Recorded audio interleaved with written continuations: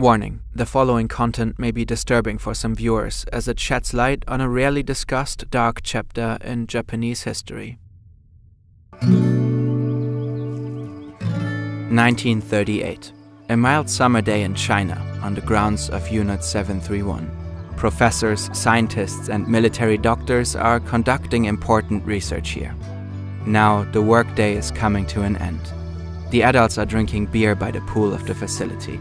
Children are playing tug of war. It's a beautiful sunset.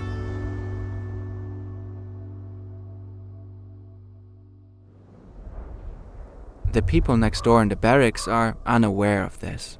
For them, there is no end to the day, no yesterday, today, or tomorrow. They don't know if it's day or night. They know only one thing: a cruel death awaits.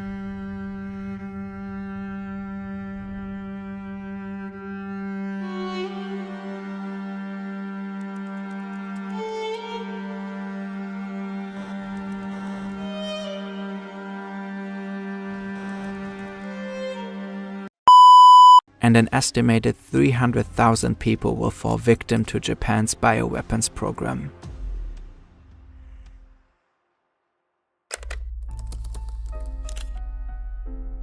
Ussher is regarded as very intelligent, if not even a genius. At the same time, he is described as ruthless, extremely arrogant, and ambitious, someone who would stop at nothing to advance his career. When he pitches his idea to the military leadership, his ultra-nationalist stance becomes evident. What if enemy states attack us with biological weapons? Then we would be helpless. And we can take advantage of new weapons technology offensively. What if we face a shortage of iron and steel during an economic crisis? We can kill two birds with one stone. Biological warfare saves money and resources while creating an invaluable killing potential. In 1928, Ussher, likely on behalf of the army, embarks on a 2-year world tour.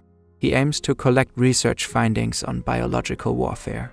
When he returns to Japan in 1930, the political landscape in the country has changed. Under the new emperor Hirohito, ultra-right politicians are in power.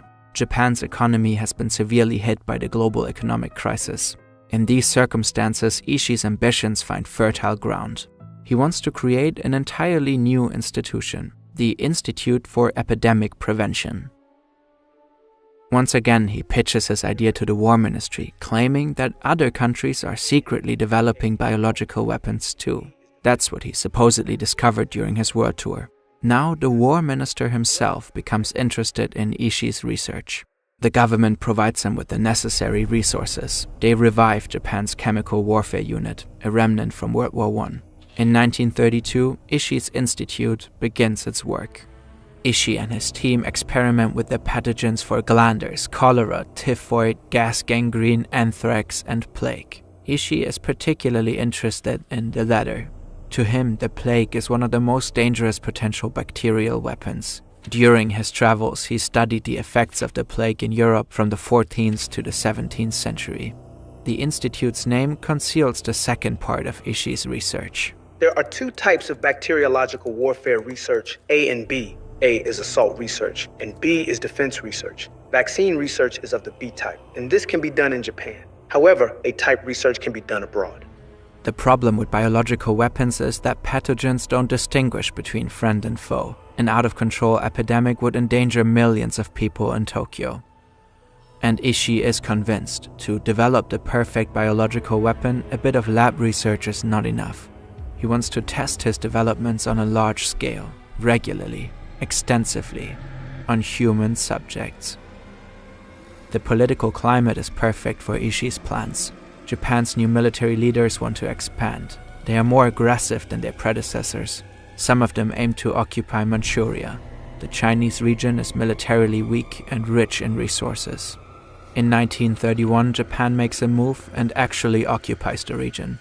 A year later, they established the puppet state of Manchukuo. The invasion of Manchuria is considered Japan's most decisive early step on the road toward totalitarian fascism and war.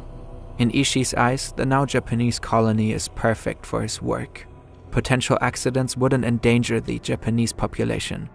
Vast, sparsely populated areas guarantee secrecy. And then there are the inhabitants themselves, human subjects for his experiments. ideal conditions for A-type investigations into biological assault. Thus, Ussher requests the relocation of his institute to Manchuria. In order to tell this story in depth, we pored over books, analyzed documents, and created detailed animations, all to make a tough topic such as this one accessible. If you like our work and our channel, chances are you enjoy learning about new things. And if you do, you will love the app Imprint. Imprint is a brand new way for people to learn, built from the ground up. If you haven't used it before, you probably haven't seen anything quite like it. Imprint provides bite-sized lessons that only take a few minutes. They are beautifully illustrated, creating a highly visual, effective, and interactive learning experience. Their library includes courses and quick-read articles on topics like history, psychology, productivity, and more. Instead of doom scrolling, you can learn quickly and effectively. You can invest just a few minutes a day, perhaps while commuting or when you feel like having some time for yourself. It's really a fantastic app we can highly recommend. Why don't you give it a shot and go to imprintapp.com/fern. You'll get a 20% discount and free access to Imprint for 7 days.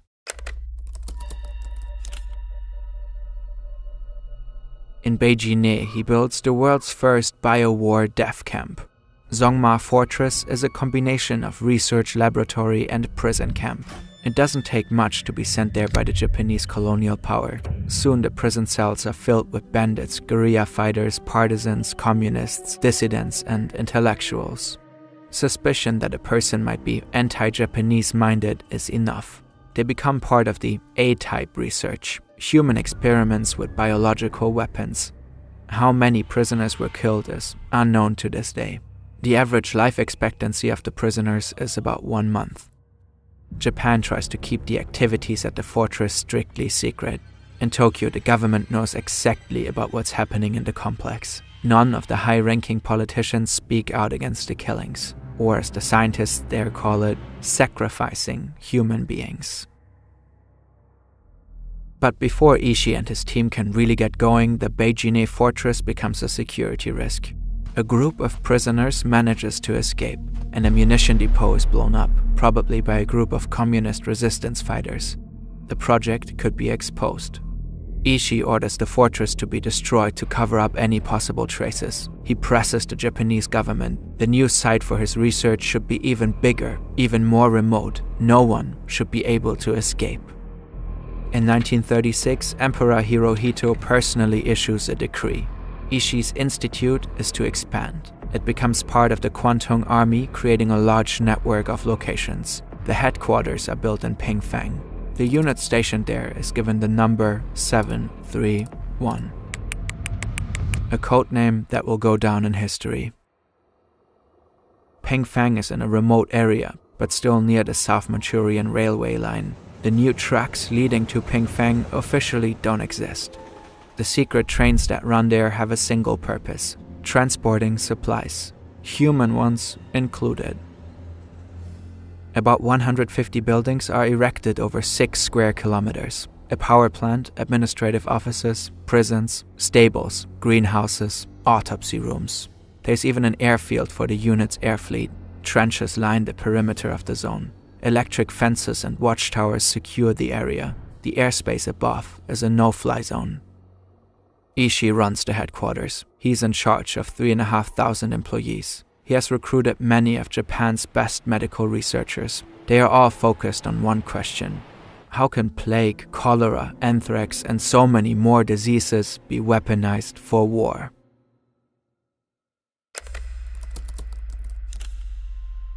As staff bring in a middle-aged prisoner to a room, he's quiet. He knows it's over for him. He's stripped naked and tied to the bed. But when the medical assistant picks up a scalpel, the prisoner finally starts screaming. I cut him open from his chest to his stomach, and he screamed terribly. His face twisted in agony. The sound was unimaginable. He screamed so horribly. But finally, he stopped. This was just another day for the surgeons, but it really stuck with me, because it was my first time. This Chinese prisoner has been deliberately infected with the plague and is now being dissected alive. The researchers want to see how the plague ravages his internal organs. Anesthesia isn't used as it could interfere with the results. Between 1936 and 1945, at least 3,000 people are murdered in experiments like this one, though the actual number is likely much higher. As the Pacific War breaks out and Japan later attacks Pearl Harbor, Unit 731 carries on undeterred. Since the unit is now officially part of the army, they receive new orders: push the human body to extreme conditions to see how it reacts. To study frostbite, prisoners are forced to stand outside barefoot. Specific body parts are submerged in water to freeze them. Prisoners are locked in pressure chambers to test how much pressure the human body can withstand until their eyes pop out of their skulls. Women were forced to become pregnant to study how diseases like syphilis transmit from mother to child and how likely that child is to survive. Even though a large number of babies were born in captivity in Pingfang, most likely none survived. We could go on forever. The list of unspeakable, unimaginable atrocities is so unbearably long. In the labs, there are large 2-meter tanks where human bodies float in formaldehyde, cut in half from head to toe. In other jars, body parts are stored, all neatly labeled and documented: feet, hands, heads, organs. Next door, the bioweapon production is in full swing. Division 4 of Unit 731 produces 1 ton of cholera bacteria, 500 kilograms of anthrax, and 700 kilograms of typhus bacteria per month. They develop bioweapon bombs and test them in the field. On a test site, prisoners are tied to stakes and bombarded with test weapons. Planes spray parts of occupied zones with bacterial cultures, and bombs filled with an already know about Japan's bioweapons research center. The Cold War is already looming. They too have experimented with bioweapons during World War II, and they are after the Japanese data. Such information could not be obtained in our own laboratories because of scruples attached to human experimentation. Like the Japanese, they think this data must not fall into Soviet hands. The Japanese bioweapons researchers see an opportunity to escape punishment for their crimes. The meetings and interviews between the US and Ishii's group are well documented. If you grant me immunity for myself, my superiors, and my subordinates, I can give you all the information. In preparing for war with Russia, I offer you the advantage of my 20 years of research and experience. The details of the negotiations remain disputed. What is clear is that the information is deemed by the US to be of such importance to national security as to far outweigh the value accruing from war crimes prosecution. They strike a deal. None of the senior bioweapons researchers, including Ishii, ever faces trial. While Nazi doctors are tried as war criminals at Nuremberg, most of the Japanese involved live out their lives free from prosecution. The Soviet army captures 12 members of Unit 731 and puts them on trial in Khabarovsk in late 1949. They confess to dropping bombs filled with plague-infected fleas on civilians. They speak of inhumane experiments on humans. The West dismisses all of it as a communist show trial. After short prison sentences, they are released. They too use the research data to secure leniency. By 1956, the convicted were free and returned to Japan. Many of the leading bioweapons researchers lived quietly in Japan in the following decades. The war criminals who have dissected living bodies rose to positions of power. The governor of Tokyo, the head of Japan's biggest pharmaceutical company, the president of the Japan Medical Association, and other major offices. There's overwhelming evidence that the Japanese government knew about the atrocities. Yet, it wasn't until August 2002 that the Tokyo District Court finally ruled that Japan had engaged in biological warfare. Its main purpose was to research, develop, and produce biological weapons. In order to do this, prisoners from the Chinese resistance forces were used as the subjects for experiments. But no compensation was awarded. In 2018, the Japanese National Archives released a list of the 3,607 members of Unit 731. Ishii didn't live to see it. He died of throat cancer in 1959. Before his death, he regularly attended reunions of his former unit. Almost every year, former members gather. Some still deny to this day that they ever participated in human experiments.